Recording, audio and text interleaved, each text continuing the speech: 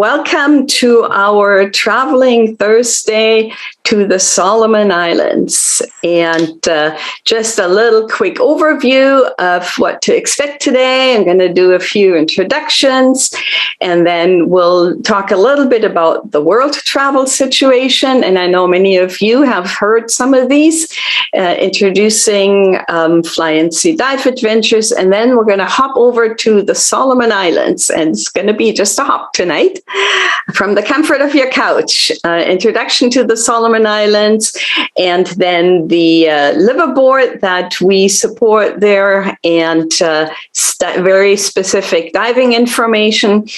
At the end, we will have a Q&A. So at that time, we encourage you to put your questions in the chat, and we will get to as many as we can. A reminder of our fall contest, and then we will also highlight the next date. So let me just, a few housekeeping items or technical items, probably sometime next week or so. It will appear on our YouTube channel as well as on our website. And then you can review it, pass it on to a friend of yours. I know some dive shops have used these as pre-trip meeting materials. A little bit of about Fly and Sea Dive Adventures. This is our team here, team of 5. I think many of you have dealt with one of us for your individual travels. We are celebrating our 25th anniversary next year, so it's been quite the ride, and dive travel is all that we do. There's over 70 years of combined experience between all of us, and we have traveled to many of the destinations that we represent, and we've probably booked people to all the dive destinations that you can think of.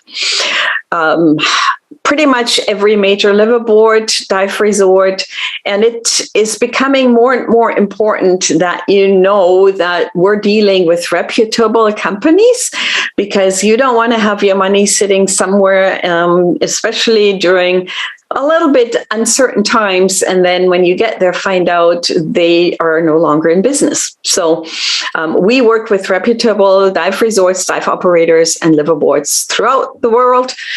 We are IATA appointed. That means we don't need to be on hold with the airlines for 8 hours. We actually have control over what we can do for you directly through the worldwide reservation system that the airlines are using. And we book groups. Most of our groups are booked through dive shops that anybody can join.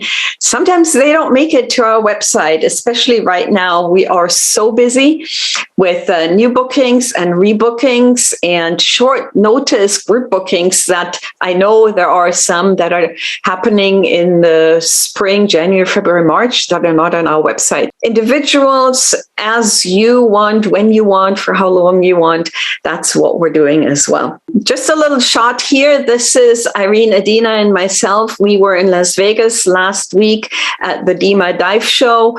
That is our booth, and it was a much smaller show than it normally is, which we anticipated, but it was actually quite successful and busy.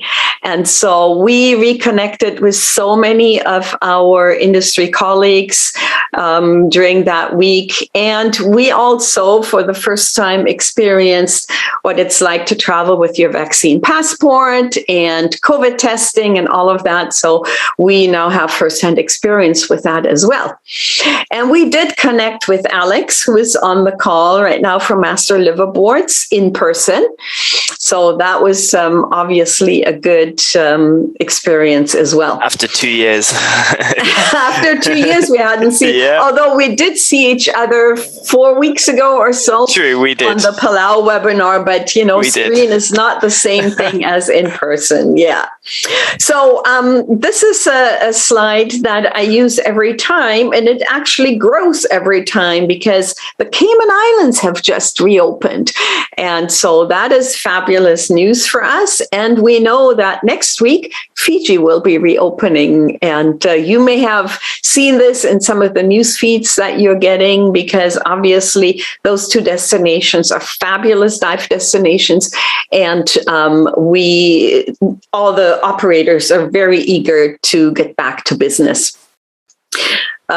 Important pieces, like I said, we just traveled with our vaccine passport. Vaccination is and will remain an important piece of traveling for the foreseeable future. The same with testing, although details of that will continue to change. So if you want to travel during this time, you do need to be flexible. And all the more important is that we have insurance, that you know what you're covered for. And again, masks are continuing to be important. Just a reminder, and with Fiji just having opened, we are running our fall contests still for another 2 weeks. So today, when you're here, gives you one entry, and then again in 2 weeks, when we are going to the Bahamas with Master Liveaboards, gives you the last entry, and that's also when we will have our big draw. Now, Fiji is a fabulous combination or a lead up to the Solomon Islands. So they're not that far apart, and you get to one through the other. And so that is a great segue for me to go and introduce you to Master Liveaboards. I'm going to hand it over to Alex from Master Liveaboard and Great. Shaz Kozak. Many of you on this call will know Shaz. She is a fellow British Columbian here and the owner of the Solomon's Master. Welcome to both of you, Alex and Shaz, and I would say just take it away now. Thanks, Petra, for that. Thrilled to be with you guys again after our Palau presentation. I'm not sure whether you guys were there or not, but I'm Alex, the Sales and Reservations Manager at Master Liveaboards. So we work really close with Petra and the team, confirming bookings, arrangements for everyone's holidays on our destinations. And then we also got Shaz. Some of you may know Shaz, but she is our in-house expert on the Solomon. So will be taking much of this presentation over from me. Moving on to the first slide, this is a real big thing that we've got here as Master Liveaboards, learning from all of our customers and partners around the world as to how they want to start booking with us again and what security they want. We've introduced a book with confidence policy that's really focused around COVID and protecting you as our customers. So if you make a booking with Master Liveaboards through Fly and Sea from the 1st of March earlier on this year, moving forward, we will promise to give you a cash refund if you're not able to travel due to COVID. So those reasons are your home country doesn't allow travel, your destination country doesn't allow travel, we've cancelled your holiday, or you've even caught COVID. Fingers crossed you don't. Many other operators, hotels, airlines haven't been offering cash refunds during COVID, and we thought this was a real important thing to really give confidence in you, in us really, as providing your liveaboard holidays. So please don't forget that when you're thinking about your next liveaboard trip. But on to the more kind of exciting stuff, I'm going to hand you over to Shaz, who's going to give you a complete rundown of the Solomon Islands. Over to you, Shaz. Fantastic. Thanks, Alex. Thanks very much. So hello, everybody, and hello, fellow British Columbians, anybody who's online. So Solomon Islands, for those of you who don't know, is part of the Coral Triangle. We are located northeast of Australia. So if you picture Australia, that little rhinoceros there, straight up above is Papua New Guinea. Just off to the right is the Solomon Islands. And then continuing down that curving set of islands is Vanuatu, New Caledonia, Fiji is in there, and ultimately ending in New Zealand. So if you're planning a holiday to anywhere in that corner of the world, Solomon's is a really nice add-on to that, or the main event.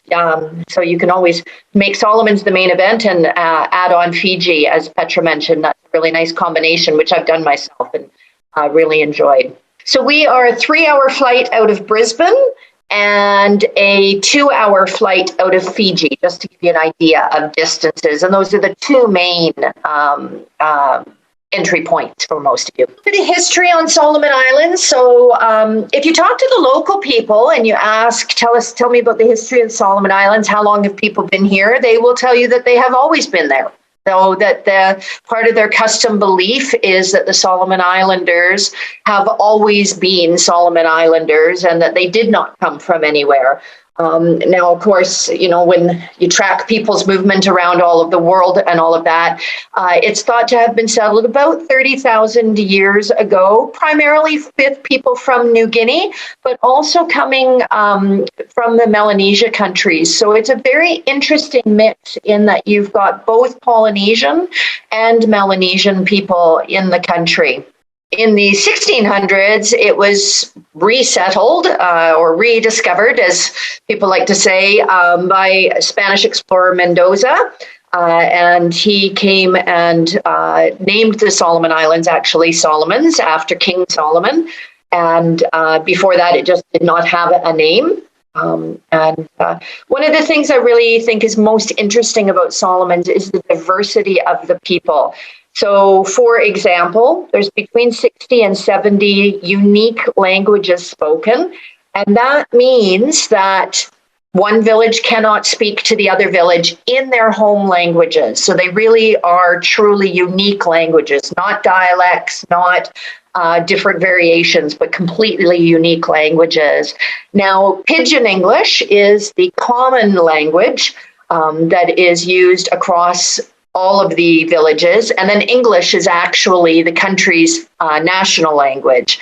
So most Solomon Islanders actually speak 4 languages. They'll speak their mother's language, their father's language, Pidgin English, and English. So it's a really amazing skill that the Solomon Islanders have through the country.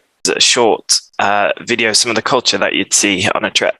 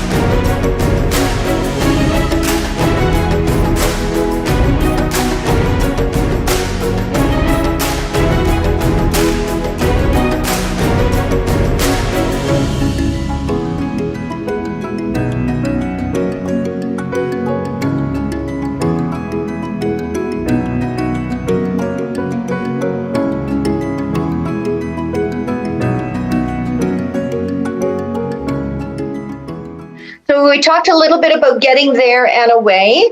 As I said, the two main entry destinations are either through Brisbane or through Fiji. And in all cases, you would fly directly into Honiara. The airport code is HIR. And of course, Petra and the team at Fly and Sea Dive Adventures can help you with that. Either transport is fine, but we generally recommend that you come through Australia. So if you were going to combine Fiji, maybe do that at the end of your trip. And the reason for that is the flights are 6 times a week through Australia and only twice a week through Fiji. So if there is a luggage delay, it's easier to resolve that through Australia than it is through Fiji. In both cases, you need a 30-day tourist visa for most Western countries, certainly for Americans and Canadians. We need that and we get it on site, so it just happens at the airport. But as always, very important to check what visa requirements there are. Money is the Solomon Islands dollar, and it is currently trading at 8 to 1 in US dollars. So 8 Solomon dollars is 1 US dollar. And basically with our trips, like most liveaboards, we pick you up at the airport and then take care of you right through your adventure until we return you to the airport. So you don't need to worry about too much other than getting there. So plans for reopening, it's a little bit still up in the air. So Solomon Islands has set some vaccination targets before they will reopen. So the country is still currently closed. They set some vaccination targets for reopening. They'd like to get to 90% vaccination. They are not there yet, so we've got a little ways to go yet. There is some talk of a green lane for tourism and reopening for tourism sooner than reaching those vaccination levels, and in particular for liveaboards. And that's because, of course, we can take our guests on board and effectively we're quarantining while we're on board because we're on the liveaboard together. So there's some talk of that happening. My expectation is that sometime early in the new year, Solomon's will be reopening for tourism. As Petra mentioned, Fiji is reopening. We're seeing the countries reopening around Solomon's. Fiji's reopening, Vanuatu, there's some discussion of that happening in January. So my expectation is that that will be early in the new year. General diving info. Oh, the diving is so good. People ask me, when's the best time to go? Anytime. So January, February tends to be a little bit more of the rainy season. Not rainy like what's happening outside my window right now, but definitely it does tend to be a little bit wetter and potentially a little bit windier. But other than that, the other 10 months are all considered the dry season. Air temperatures almost always 28 to 30. I'm sorry, I can't do the translation on that, but warm. And water temperature is the same. So water temperature is very, very pleasant all year round. I know many of our guests dive in 3 mil shorties. I'm in my 5 mil full when I'm there. So somewhere in between really depends on your personal preferences. But you do want a little bit exposure because of the sun there. In terms of qualifications, we typically recommend people have their advanced. You don't have to. You can come on board and have your open water and enjoy the trip. But we do have some amazing dives that are a little bit on the deeper side or involve wreck or light wreck penetration. And so having your advanced and or wreck certification is certainly going to give you more exposure to more dive sites. So, and that's something that you can do on board if you haven't done that already. But, as any of the big liveaboard trips, you want to be a comfortable diver. You want to be confident with your skills. So do what you need to do in terms of taking a refresher. I think all of us need a refresher after having been so long out of the water before you come and join us, and you'll just be more comfortable. In terms of gear on board, we are tech friendly as well as recreational friendly. So we've got all the standard aluminum 80s plus 100 cubic foot tanks on board. We've got pony bottles and sling bottles. We've got rebreather facilities and a booster pump and all of that sort of stuff. So no matter what style of diver you are, open circuit, rebreathers, side mount, we're able to handle all of that. Now, I mean, the diving the islands have been largely untouched. We have been going out diving once a month with local expats that live in Solomon Islands. So we have been out diving in the last 18 months, and it is amazing. I mean, you can really see what having basically no tourism, no visitors, no industry at all happening in Solomon's is doing for the ocean. So we're getting 40-meter visibility and just amazing, amazing fish life. So come early is what I would say to experience the very best of that. We're seeing hammerheads at sites where we never see hammerheads, and I think that's just because there's no people at those sites. You may have read in the news on the Masters site over the last year or so, we're doing a little bit of a switcheroo. So the vessel that is currently in Solomon Islands and that Petra traveled on a couple of years back is actually going to be making a move to truck via Bikini. And the vessel that's currently in truck is going to be coming to Solomon's again via Bikini. So this season, April through October, both vessels will be in Bikini doing work and diving there. And then at the end of that season, you'll see what the vessel that's currently labeled Truck Master is going to come to Solomon's and become the Solomon Master. So what's most exciting about that is that it's a bit more of a luxury vehicle. So we've got the luxury vessel in Solomon Islands. It's 8 twin and double cabins. All of them have ensuite bathrooms. It's air conditioned throughout. A nice big camera room for photographers, and Solomon is a photographer's dream. So that's fantastic to have all of that space. So you will see that vessel joining us soon in Solomon Islands. We're pretty excited about that. So people always ask me, which itinerary should you do? It's hard to say. It depends a little bit on how much time you've got. My favorite itinerary, I think, is the Best of Solomon's, and it's named that because it's the Best of Solomon's. So we, as part of COVID actually, and refocusing the business and focusing on our core competencies, we have decided that in Solomon's, we're going to focus on Solomon. Some of you might know that we were in Papua New Guinea as well in the last 2 years, and we've decided that we're not going to continue those itineraries.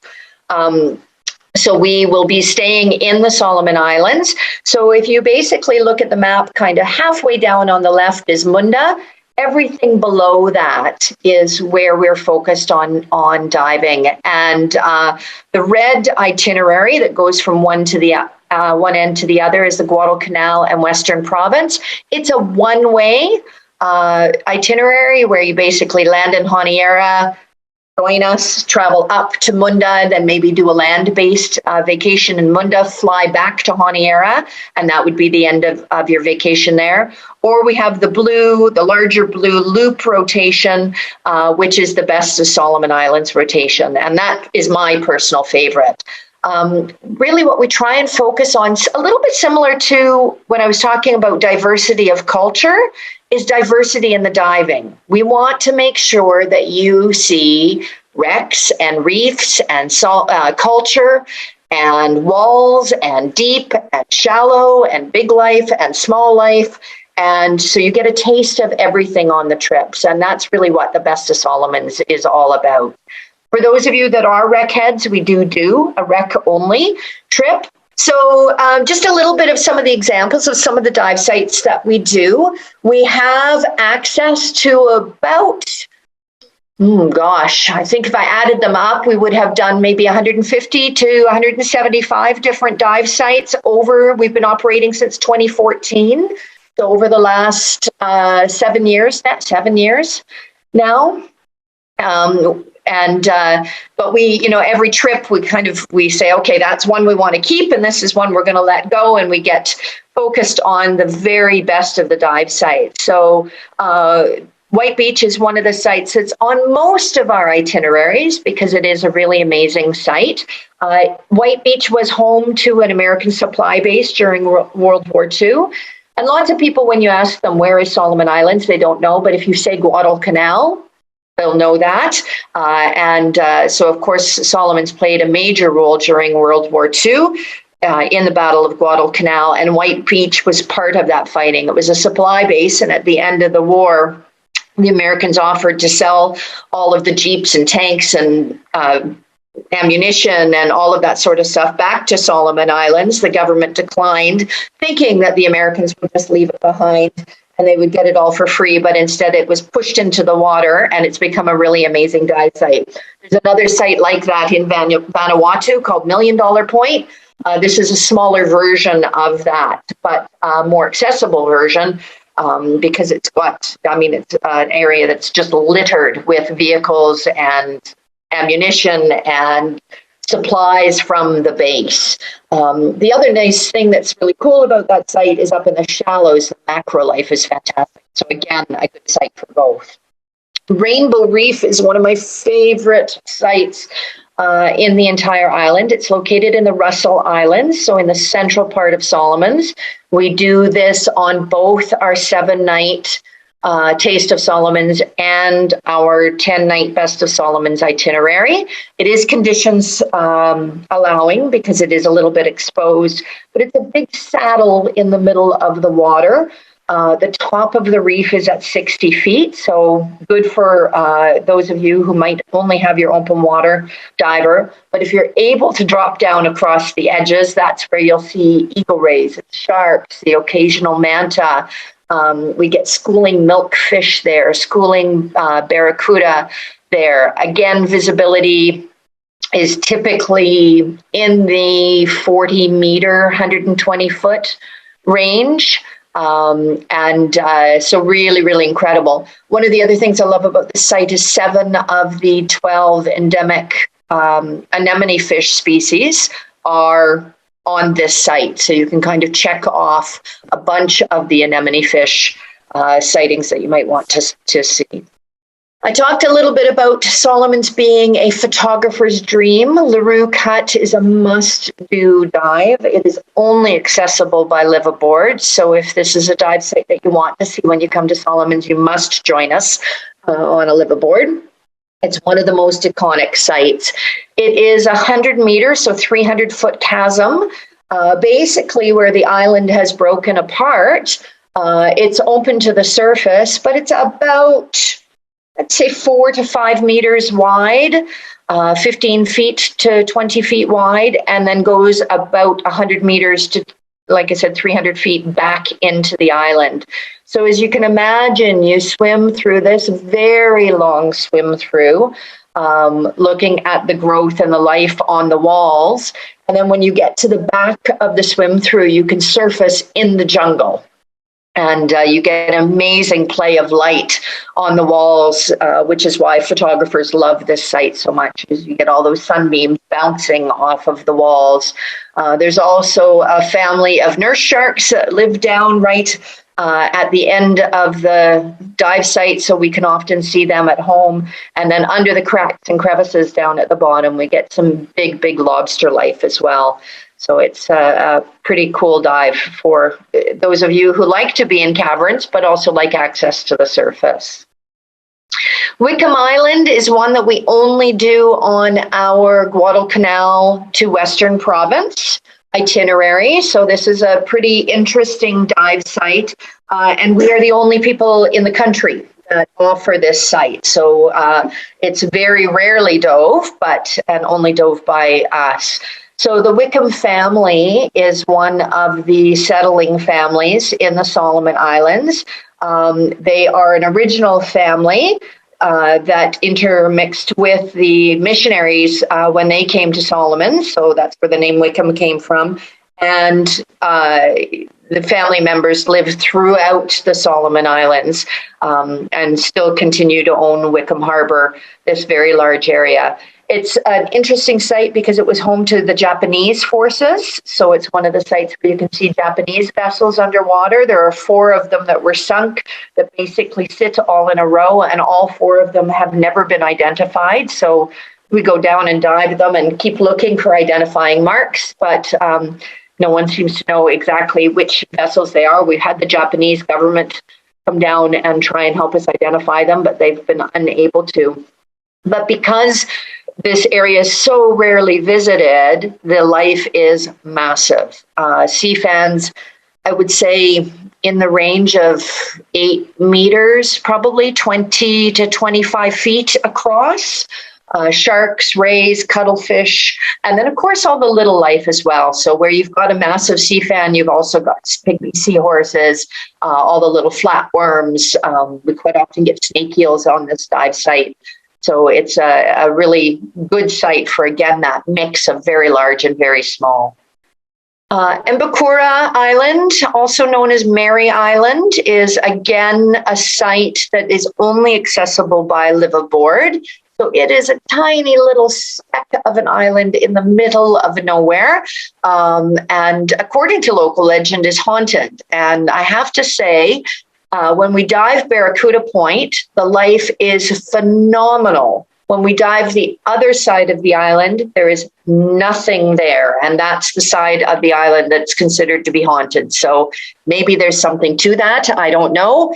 But there is no life on one side and huge life on the other side of the island. It's extremely current swept, this particular site. So it is a site where you want to be comfortable with current. There is a spot where we can tuck into if you're not comfortable with current. And dive in among the bommies, but where people want to typically get out to is onto the point. When the current is really running, we dive with reef hooks. When it's not running too badly, it's easy enough to swim against. But because of that current, we get massive schools of barracuda and giant trevally out there. And when I say massive, I mean in the hundreds and thousands of them. We've seen sperm whales there. We've seen orca there. We've seen whale shark there. None of those are common. So I don't want you to be coming in thinking, oh, yes, weekly we will be getting those. They are spectacular and special sightings.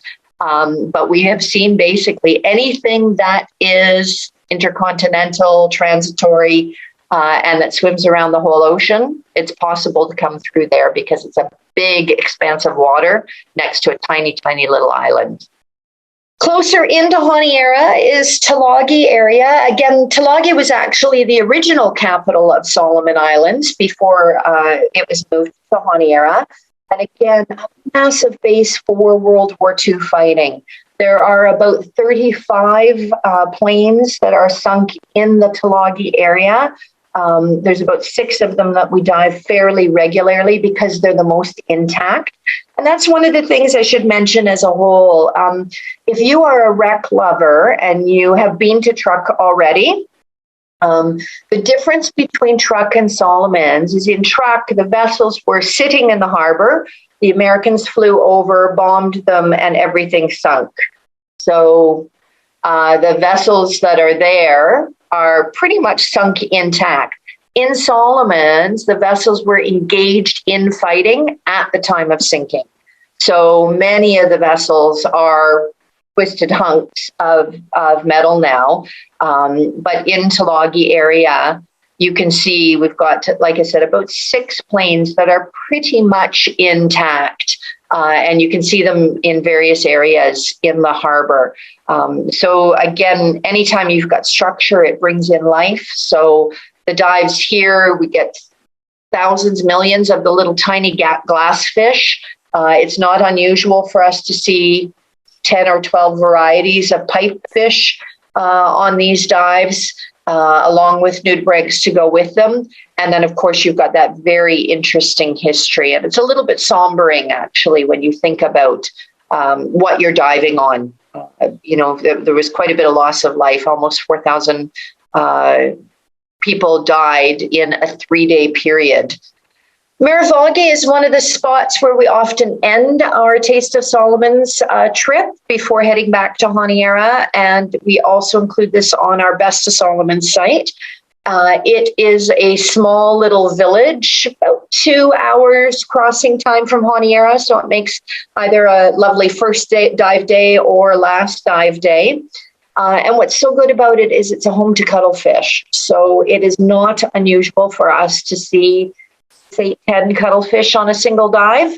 Everything from juvenile cuttlefish all the way up to the very large broad club cuttlefish. And they will swim with you, interact with you, communicate with you.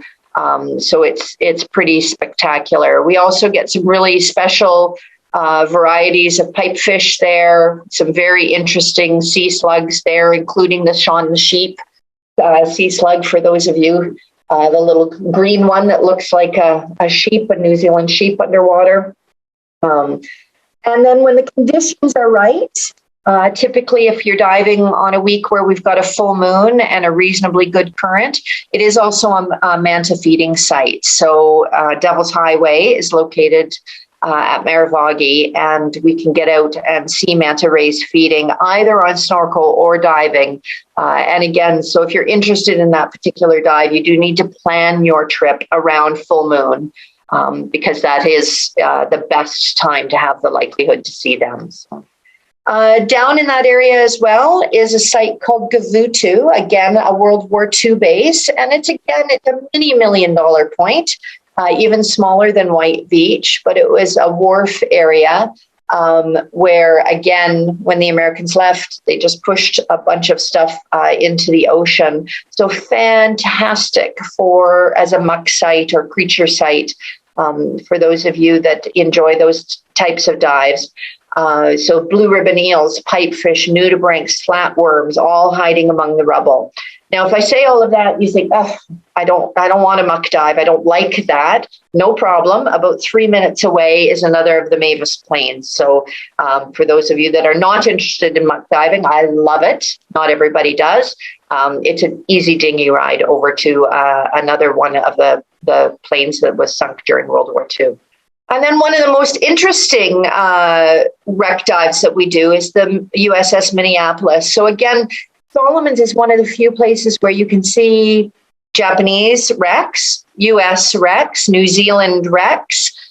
We've got a submarine, we've got the planes. So it's a very interesting area to go to from a history standpoint, because you get to see a little bit of everything from all of the people that were involved in the war in that area.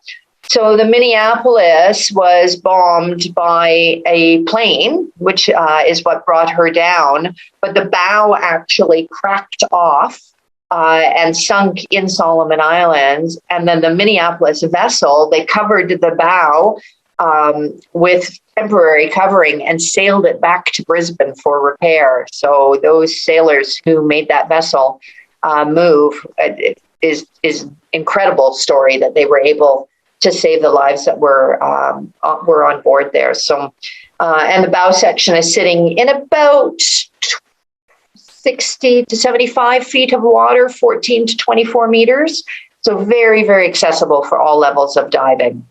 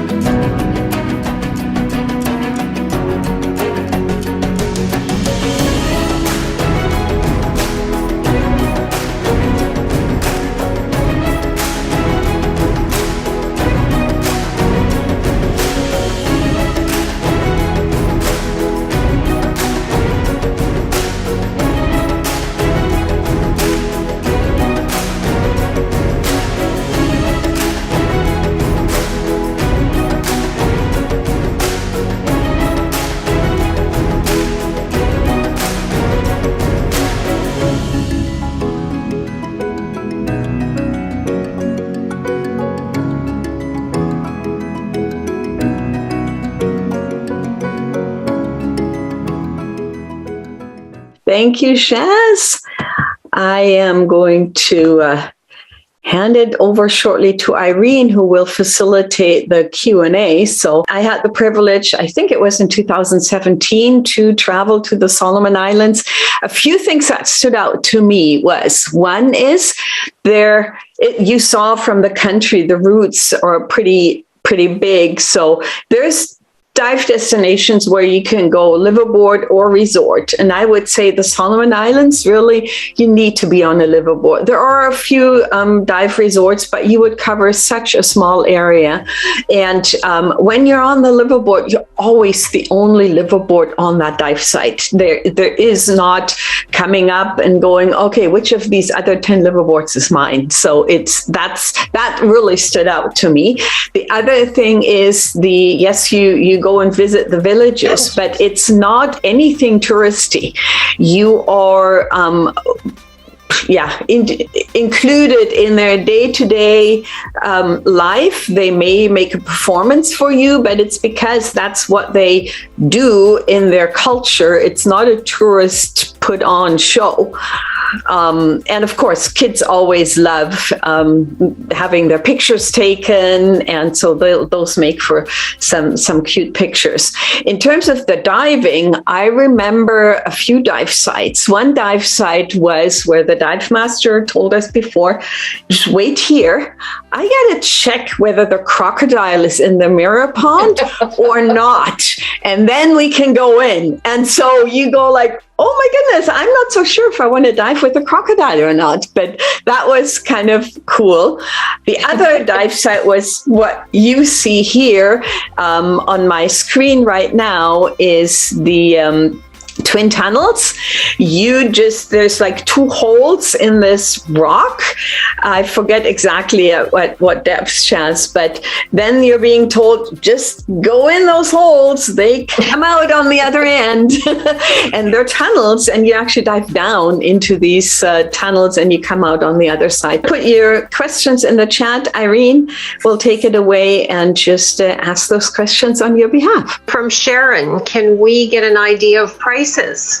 Yeah, go on. So for our 7-night trips, a classic cabin starts on $3,325, and for 10-night trips, again, our classic cabins are $4,750. US dollars, correct? Yeah. George is asking any information on the unrest in the Solomon Islands that's going on right now. So the reason for the protests are trade, jobs, money, COVID, vaccinations, all of the things that would be the reasons for riots anywhere in the world right now, it seems to be. But of course, the protests got turned into riots. So 2 days ago, there was a lockdown put on. That lockdown was lifted just a couple of hours ago, actually. So the Australian government has sent in 25 military personnel and are sending in another 50 military personnel. And my guess is that is all it will take to settle the unrest. And that's exactly what happened in Solomon as well. Wayne is asking, Shaz, have you found any wrecks of the quality that we'd see at Truck? So if you mean of the quality being that the wreck is fully intact and easily penetratable, no. And the reason for that is the reason these vessels have been are wrecks is because they were involved in fighting at the moment that they sunk. So all of them have big bomb holes in the side, twisted metal, either the front half or the back half of the wreck is still there.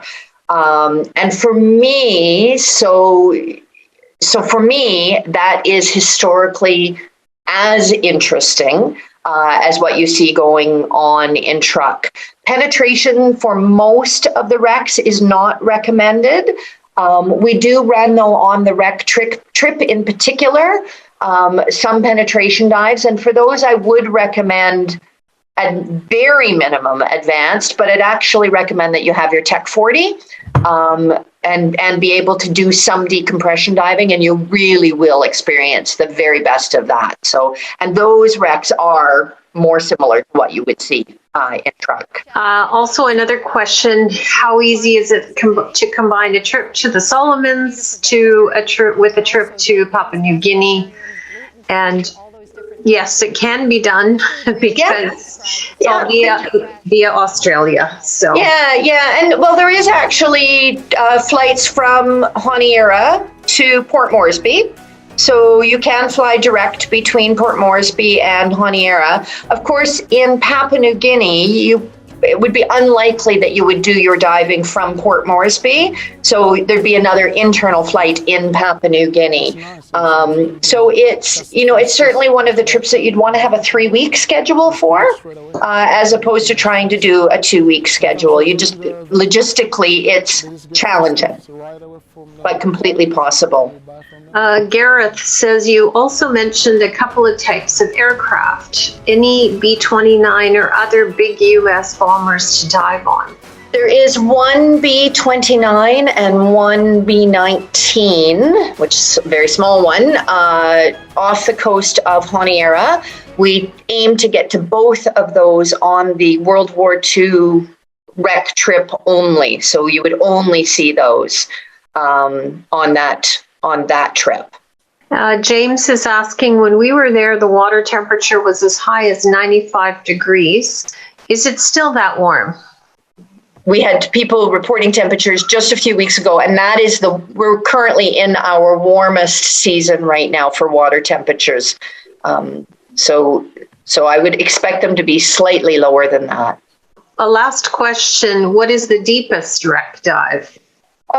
So on our purely recreational trips, so that would be Best of Solomons and Taste of Solomons, the deepest wreck dives, we stay within recreational limits on those trips. So the deepest wreck dive would be at 130 feet, 40 meters. On our World War II wreck trips for divers that are qualified and have the skills, we do have dives that are at the 155 to 160 foot range. Although we also have many, many dives that are still within recreational limits on those trips. Thank you. That's the last of our questions. Okay. I think that's it for Q&A. So I just want to thank Shaz and Alex for their time.